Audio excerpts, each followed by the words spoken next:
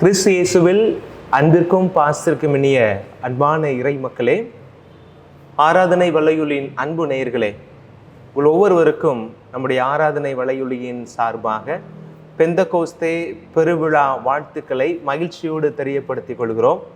இது பெந்தகோஸ்தே திருவிழா என்று சொல்கிற அதே நேரத்தில் இது கத்தோலிக்க திருச்சபையினுடைய பிறந்த நாள். இன்றுதான் திருச்சபை பிறந்தது ஆவியினுடைய அபிஷேகத்தை பெற்ற பிறகு. அதனால் இன்றைக்கு திருச்சபைக்கே பிறந்த நாள். நீங்கள் கேக்கெல்லாம் வாங்கி happy birthday to the mother church அப்படின்னு கூட நீங்கள் கொண்டாடலாம்.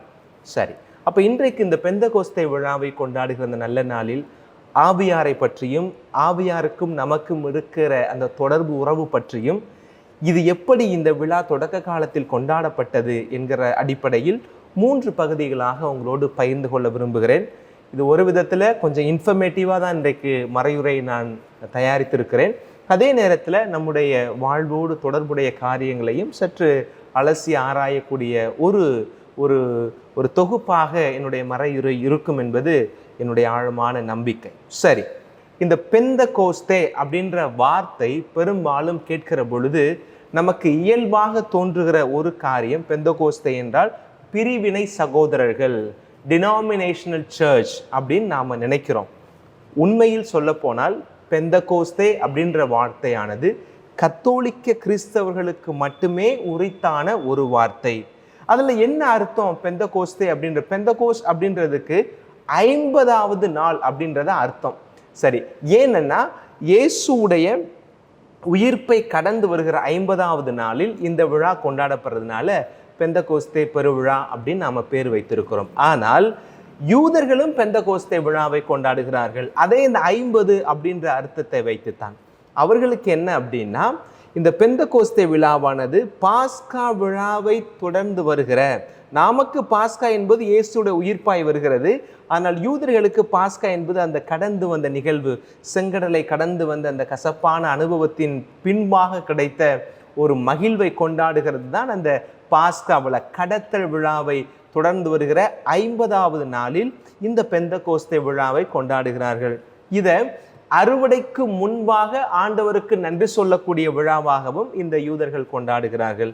இன்னும் ஒரு சில அறிஞர்கள் என்ன சொல்றாங்கன்னா, இந்த பெந்தகோஸ்தே விழாவென்று நோவா காலத்துல ஆண்டவர் எப்படி அந்த மக்களை அற்புதமாய் பாதுகாத்தார், அந்த பாதுகாக்கப்பட்ட ஜனத்தினுடைய நன்றியாகவும் இந்த விழா கொண்டாடப்படுவதாகவும், ஆண்டவர் மோயிசனோடு ஏற்படுத்தி கொண்ட அந்த உடன்படிக்கையினுடைய வெளிப்பாடாகவும் இந்த பெந்தகோஸ்தே விழாவானது யூத சமூகத்தில் கொண்டாடப்படுகிறது. சரிங்களா? எதுக்காக நான் யூத சமூகத்தை சொல்றேன் அப்படின்னா, இயேசு ஒரு யூத சமூகத்தை சார்ந்தவர். நம்முடைய அப்போஸ்தலர்கள் எல்லோருமே இந்த யூதத்திலிருந்து பின்பாக கிறிஸ்தவாய் மாறியவர்கள் தான் இல்லையா? அப்ப எங்க வேறு இருக்குது அப்படின்னு நம்ம தெரிந்து கொள்ள வேண்டும். அதன் அடிப்படையில் தான் கத்தோலிக்க திருச்சபையில் நாம் இந்த பெந்தகோஸ்தே விழாவை கொண்டாடுகிறோம். சொன்னது போல 50வது நாளில் இந்த விழா வருகிறதன் காரணமாக இது பாஸ்து காலத்தினுடைய நிறைவாகவும் பார்க்கப்படுகிறது. அப்போ என்ன நடந்துச்சு? அந்த பெந்தகோஸ்தே நிகழ்வு அன்று ஒரு 3000 பேர் ஒரே நாளில் கிறிஸ்துவை ஏற்றுக்கொள்கிறார்கள். அது மிகப்பெரிய ஒரு காரியமாய் பார்க்கப்பட்டது. அந்த காலத்தில் ஒரு மிகப்பெரிய எண்ணிக்கையில் ஒரு மதத்திலிருந்து மாற்று வாழ்க்கை முறையை அல்லது மத முறையை, சமய வாழ்க்கையை ஒரு குழு பின்பற்ற தயாராக இருக்கிறது என்பது 3000 மிகப்பெரிய ஒரு எண்ணிக்கையாக அந்த நாட்களில் பார்க்கப்பட்டுச்சு. அதே நேரத்தில் நம்ம இன்னைக்கு உண்மையிலே நினைத்து பார்க்க வேண்டும், 1517வது வருஷம் கத்தோலிக்க திருவையாருக்கு ஒரு கருப்பு ஆண்டு என்று கூட சொல்லலாம். ஒரு விதத்தில் நம்மையே நாம் மறு ஆய்வு செய்வதற்கு இறைவன் கொடுத்த ஒரு வாய்ப்பு அப்படின்னு கூட எடுத்துக்கொள்ளலாம். ஏன்னா அதுக்கு முன்னாடிலாம் ஒரு முறையற்ற ஒரு ஸ்ட்ரக்சரலாக இருந்த சர்ச் முழுக்க பணக்காரர்களுக்கும் உள்ளவர்களுக்குமான ஒரு திருச்சபையாய் மாறி போய், ஏன் பாவ சங்கீர்த்தனத்திற்கு கூட பணம் வாங்கக்கூடிய ஒரு திருச்சபையாய் மாறிய சூழ்நிலையில் ஒரு ரிஃபர்மேஷன் ஏற்படுகிறது மார்ட்டின் லூத்தர் காலத்தில் இல்லையா? இப்போ அதற்கு பின்பாக இன்றைக்கு ஒரு கணக்கெடுப்பின்படி 34,000 சபைகள் கத்தோலிக்க திருச்சபையிலிருந்து பிரிந்திருக்கிறதா. எத்தனை சபைகள்? 34,000 சபைகள். நான் சொல்றது உலகளாகிய கணக்கு. உலகமெங்கும் பரவி இருக்கிற இந்த கத்தோலிக்க திருச்சபையில 34,000 பிரிவினை சகோதரர்கள் சகோதரிகளாக பிரிந்து போய்கொண்டே தான் இருக்கிறார்கள். அப்படின்னு பார்த்தா இந்த எண்ணிக்கை நடந்தாலும் கூட இன்றைக்கும் தாய் திருச்சபை தனக்குரிய தனித்துவத்தோடு தனக்குடைய தனித்துவத்தோடு தான் கொண்டிருக்கிற கொள்கையில் ஒருபோதும் சமரசம் செய்து கொள்ளாமல் இன்றைக்கும் நிலைத்து நின்று அந்த முதன்மை இடத்தை தக்க வைத்திருப்பதற்கு காரணம் இது ஆவியில் பிறந்த ஒரு திருச்சபை, இது அபிஷேக திருச்சபை என்பதுதான். அப்போ இந்த அடிப்படையான ஒரு வரலாற்று பின்னணியோட இப்போ நம்ம என்ன பார்க்கணும் அப்படின்னா, அன்றைக்கு இந்த முதல் முறையா ஒரு பெந்தகோஸ்தே நிகழ்வு நடந்துச்சு இல்லையா, அன்னைக்கு என்ன நடந்துச்சு அப்படின்றத நம்ம ஒரு சிறிய ஒரு மறு ஆய்வு செய்து பார்க்கலாம், ஒரு மறுபார்வை செய்யலாம்னு நினைக்கிறேன். அப்ப என்ன நடக்கிறது?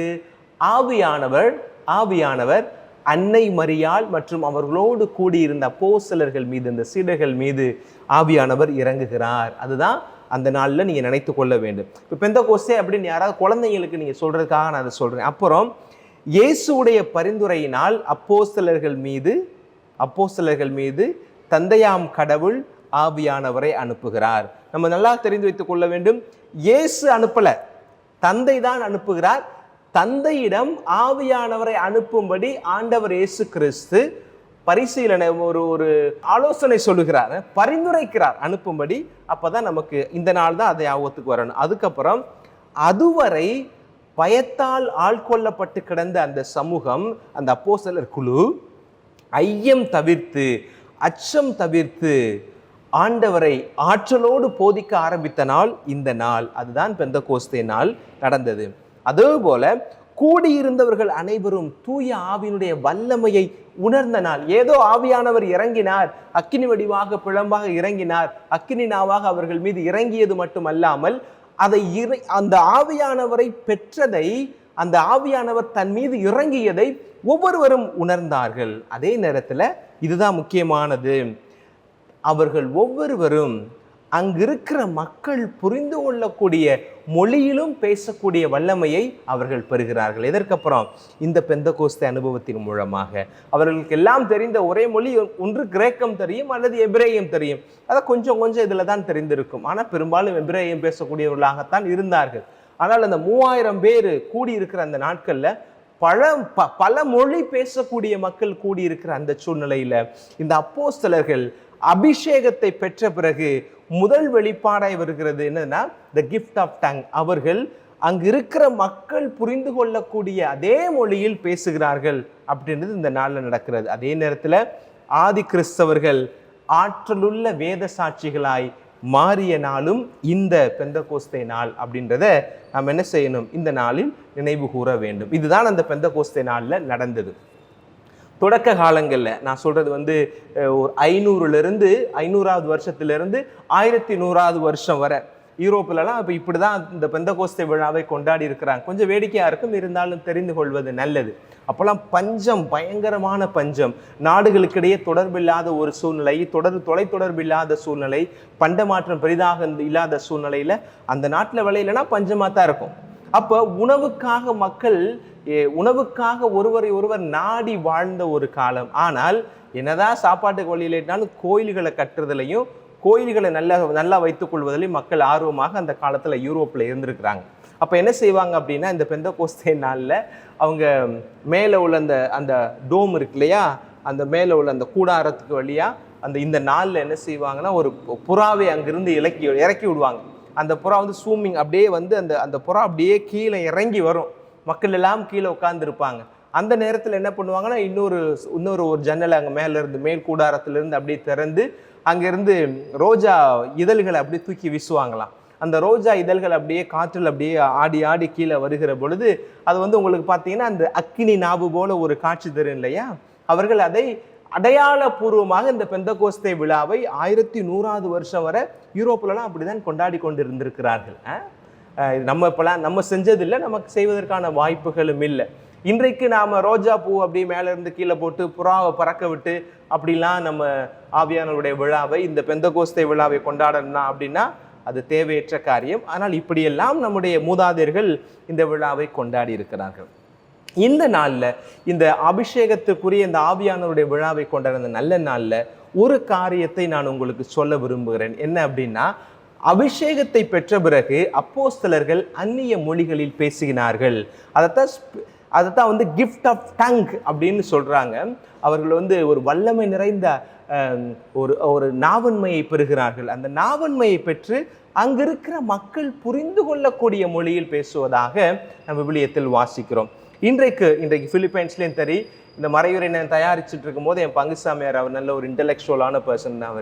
அவர்கிட்ட கேட்டேன், சாமி இந்த ஸ்பிரிட் ஆஃப் இந்த கிஃப்ட் ஆஃப் டங், அந்நிய பாஷையை பற்றி பிலிப்பைன்ஸில் என்ன ஒரு பார்வை இருக்கிறது?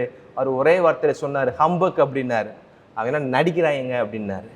அப்புறம் எனக்கும் அதில் உடன்பாடு இருக்கிறது. என்ன அப்படின்னா, முழுமையாக இந்த கிஃப்ட் ஆஃப் டங் அப்படின்றது இல்லைன்னு நம்ம சொல்றதுக்கு இல்லை.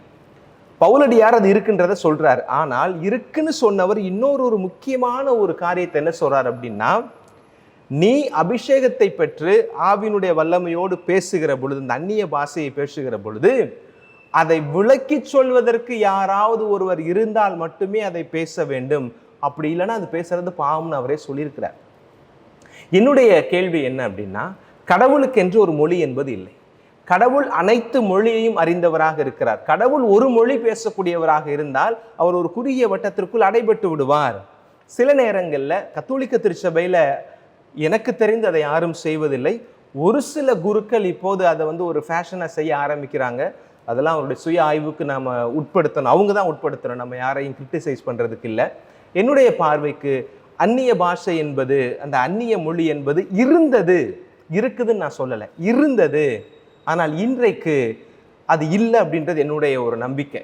நான் அதிகாரப்பூர்வமாக, நான் உணர்வுபூர்வமாக முழு சுய சிந்தனையோடு நான் நம்புகிறேன். ஏன்னா அது தேவையில்லை. அன்றைக்கு அது தேவையாக இருந்ததுனால்தான் அந்த வரம் கொடுக்கப்பட்டது. இப்போ ஆவியானவருடைய கொடைகள் கனிகள் பார்க்குறேன் இல்லையா, அது எல்லாருக்குமே எல்லா நாட்களிலும் எல்லா காலங்களிலும் கொடுக்கப்படுவதல்ல. ஒரு சில கொடைகள் ஒரு சில காலங்களில் மட்டுமே கொடுக்கப்பட்டு நிறுத்தப்பட்டிருக்கிறது. என்னுடைய பார்வையில், பல அறிஞர்களுடைய பார்வையில், விவிலியத்தை ஆழமாய் அறிந்து உணர்ந்தவர்களுடைய பார்வையில் அந்நிய பாஷை என்பது ஒரு விதத்தில் மக்களுடைய அட்ராக்ஷனை பெறுவதற்கான ஒரு காரியமாக இந்த நாட்களில் செய்கிறார்கள். தயவு செய்து கத்தோலிக்க கிறிஸ்தவர்களாக இருக்கிற நாம் அந்நிய பாஷை ஒருவர் பேசுகிறார் என்பதற்காக அவர்கள் மீது மோகம் கொள்ளாதீர்கள். ஏன் இந்த வாதம் மோகம் சொல்றீங்க அப்படின்னு சொல்லக்கூடாது. அது அப்படித்தான். அது திருச்சபைக்கு உகாத ஒரு காரியம். அப்படியே ஒருத்தர் உங்களுக்கு தெரிஞ்ச அந்நிய பாஷை பேசுறாங்க அப்படின்னா அதை விளக்கி சொல்வதற்கு ஆள் ஒருவர் இருக்கணும் இல்லையா? அந்த அந்நிய பாஷை பேசக்கூடிய கிஃப்டும், இந்த gift of interpretation, gift of tongue, gift of interpretation, இது ரெண்டுமே ஒரே மாதிரி ஒரு இடத்துல தான் கொடுக்கப்படும். ஏன்னா பவுலடியார் தானே சொல்றாரு, இந்த பாஷை பேசுறதா இருந்தா விளக்கி சொல்றதுக்கு இங்க ஒரு ஆள் இருக்கணும், அப்படி இல்லைன்னா பேசாதேன்னு சொல்றாரு இல்லையா? ஒருவேளை உங்களுக்கு தெரிந்து யாராவது அந்நிய பாஷை பேசுகிறாங்க நீங்க நினைத்தீர்கள் என்று சொன்னால், இன்னொரு அந்நிய பாஷை பேசக்கூடியவரை கூப்பிட்டு அவர் பேசுவதற்கான விளக்கத்தை தனியாக வைத்து கேளுங்கள் அவரிடம். ஒருவர் பேசுவதை 2 பேரை கூட, ஒரு 3 பேரை எடுத்துக்கோங்க. 3 பேர் அந்நிய பாஷை பேசுவாங்க, ஒருத்தரை பேச விடுங்க, இந்த 2 பேரையும் கேட்க சொல்லுங்க. 2 பேரும் ஒரே மாதிரி விளக்கம் சொல்லிடுவாங்களா? இது எல்லாம் ஹம்பக், இதெல்லாம் ஏமாற்று வேலை. அவங்க செய்யறதை நம்ம யாரும் செய்யக்கூடாதுன்னு சொல்லலை. கத்தோலிக்க கிறிஸ்தவர்களாக இருக்கிற நீங்கள் ஒரு அந்நிய பாஷை பேசுறா, ஓ சலபலபலபா அப்படின்னு சொல்றாருன்றதுக்காண்டி யாரையும் நீங்கள் உயர்த்தி பேச வேண்டாம். அது திருச்சபைக்கு எதிரானது, ஆண்டோடைய போதனைக்கு எதிரானது, அது ஆவியாருக்கே எதிரானது அப்படின்றத இந்த நாளில் நாம் புரிந்து கொள்ள வேண்டும். ஏனென்றால் மொழி என்பது ஒருவருடைய உணர்வுகளை மற்றவர்களுக்கு கடத்தும் பொருட்டு இறைவன் கொடுத்த ஒரு மேலான கொடை. மொழி புரியாமல் போனா எவ்வளவு பெரிய குழப்பவர். நீங்க யோசிச்சு பாருங்க, இந்த பாபேல் கோபுரம் அந்த நிகழ்வு இருக்குல்ல, தொடக்க நூல்ல வாசிக்கிறோம். அவங்க பெரிய மமதையோட இருக்கிறானுவ. நாங்கள் விண்ணை முட்டக்கூடிய ஒரு கோபுரத்தை கட்டப்போகிறோம் அப்படின்னு சொல்லுகிற பொழுது அது கடவுளுக்கே விருப்பம் இல்லை. ஆனால் அதை மாஞ்சுக்கிட்டு கட்டித்தான் முடிப்போம்னு போய் நிற்கும் போத கடவுள் அலோவ் பண்றாரு, கட்டு பார்த்துக்கலான்னு. கட்டி திறக்கிறதுக்கு முன்னாடி ஆண்டவர் கோபுரத்தை இடிக்கல, அவர்களுக்குள்ளாக ஒரு கழகத்தை உருவாக்குகிறார். எப்படி? ஒருவன் பேசுகிற மொழி அடுத்தவனுக்கு புரிய விடாமல் பண்ணுகிறார். எல்லாரும் பேசுகிறாங்க, வேற வேற மொழிகளில் பேசுறாங்க, யாரு பேசுறதும் யாருக்கும் தெரியல, பெரிய கழகம் வருகிறது. ஆனால் இந்த அப்போஸ்தலர்களுடைய இந்த அபிஷேகத்தை பெற்ற பெந்தகோஸ்தே விழாவில் இந்த அப்போஸ்தலர்கள் பேசுவது அங்கு இருக்கிறவர்களால் புரிந்து கொள்ளக்கூடிய விதத்தில் இருந்தது. அங்கு இருக்கிற தனக்கு முன்பாக அமர்ந்திருக்கிற மக்களுக்கு புரியாத நிலையில் ஒருவர் பேசுகிறார் என்று சொன்னால் அவர் பாபேல் சமூகத்தை சார்ந்தவர், அவன் ஒரு பாபேல் கோபுரம். அப்போ அந்நிய பாஷை என்று சொல்லிக்கொண்டு தன்னுடைய சபைக்கோ அல்லது தன்னோடு இருக்கக்கூடிய மக்களுக்கோ, நான் கத்தோலிக்க திருச்சபையிலையும் சொல்றேன், ஒரு சில ஃபாதர்கள் அதை முன்னெடுக்கிறாங்க அப்படின்னா, அவர்களுக்குமாக அந்த செய்தி தனக்கு முன்பாக இருக்கிற மக்களுக்கு புரியாத விதத்தில் ஒருவர் ஒரு பாஷையை பேசுகிறார் என்று சொன்னால் அவர் பாபேல் கோபுரமாக அந்த சமூகத்தில் இருக்கிறார் என்பதை நான் இந்த நேரத்தில் உறுதி செய்ய விரும்புகிறேன். சரி, இப்போ ஆவியானவர் என்பவர் யார்? அவர் என்ன ஒரு அப்டிராக்ட்னா ஒரு ஆற்றலா அப்படின்னு நம்ம யோசிச்சு பார்க்கலாம். அப்படியா? இல்லை.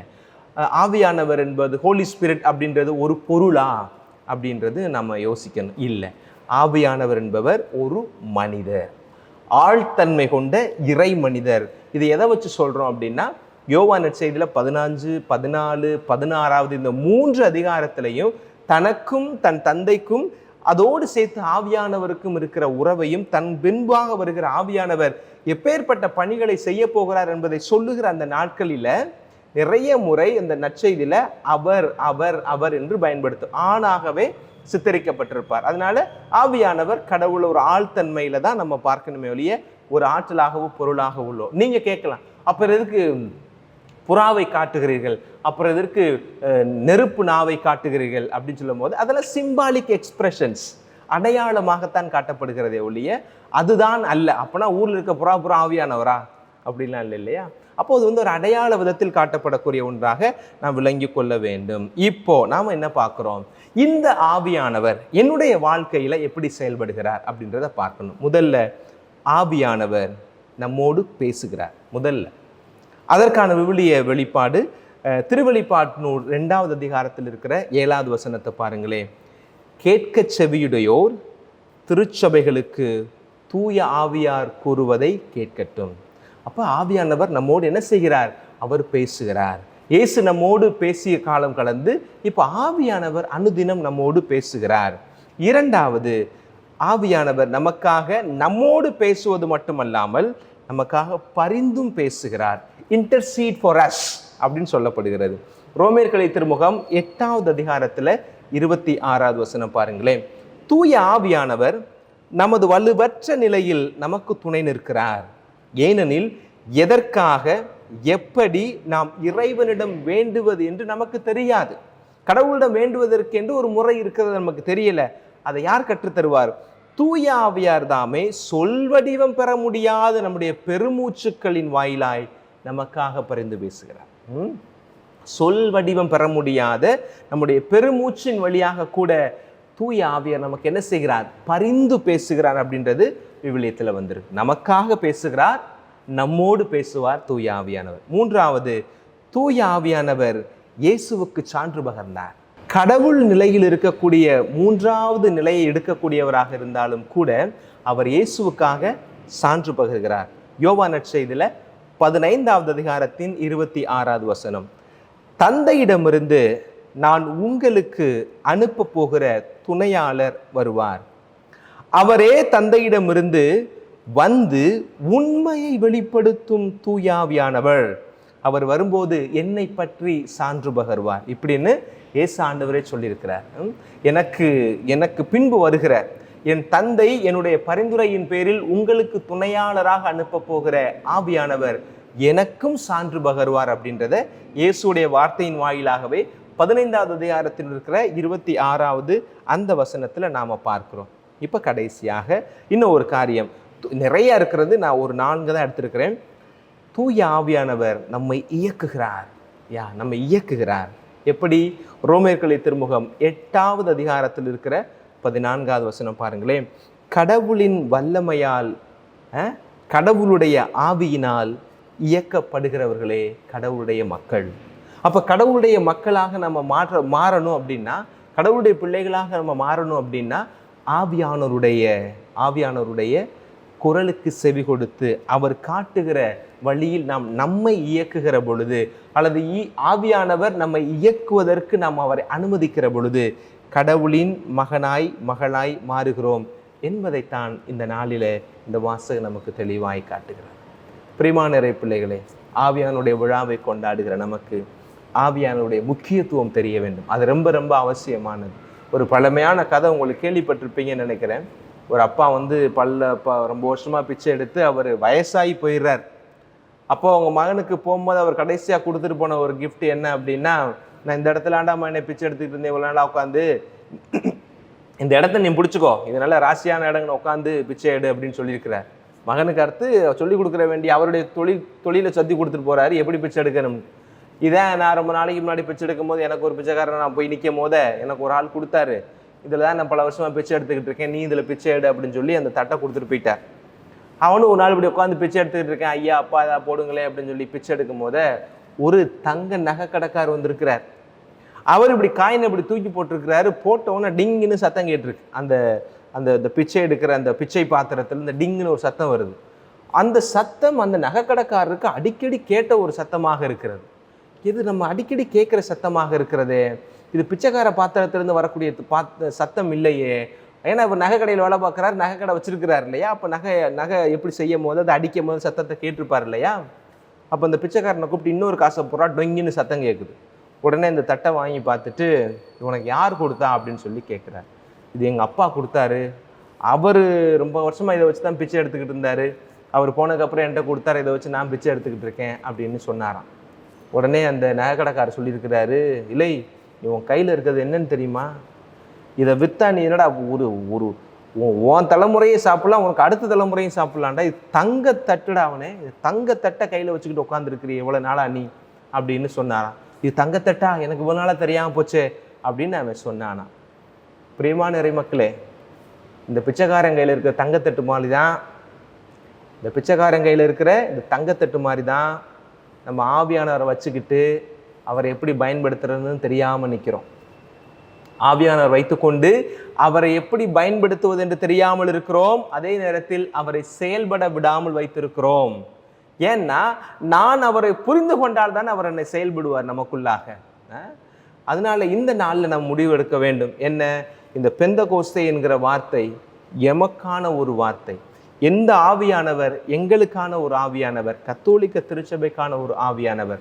அவர்தான் என்னை இயக்கக்கூடியவர், அவர்தான் என் இயேசுவுக்கு சான்று பகர்ந்தவர், அவர்தான் எனக்காக பரிந்து பேசக்கூடியவர், அவர்தான் என்னோடு பேசக்கூடியவர் என்கிற இந்த மனநிலையில் இந்த ஆவியானுடைய விழாவை கொண்டாடுவோம். ஆவியினுடைய அபிஷேகம் உங்கள் உள்ளங்களையும் இல்லங்களையும் நிறைவாய் ஆட்கொள்ள உங்கள் ஒவ்வொருவருக்காக இயேசு நாமத்திலே ஆராதனை குழுமம் ஜெபிக்கிறது. ஆண்டவர் உங்கள் ஒவ்வொருவரையும் ஆசீர்வதிப்பார். ஒவ்வொருவருக்கும் பெந்தகோஸ்தே பெருவிழா நல்வாழ்த்துக்கள். ஆமென்.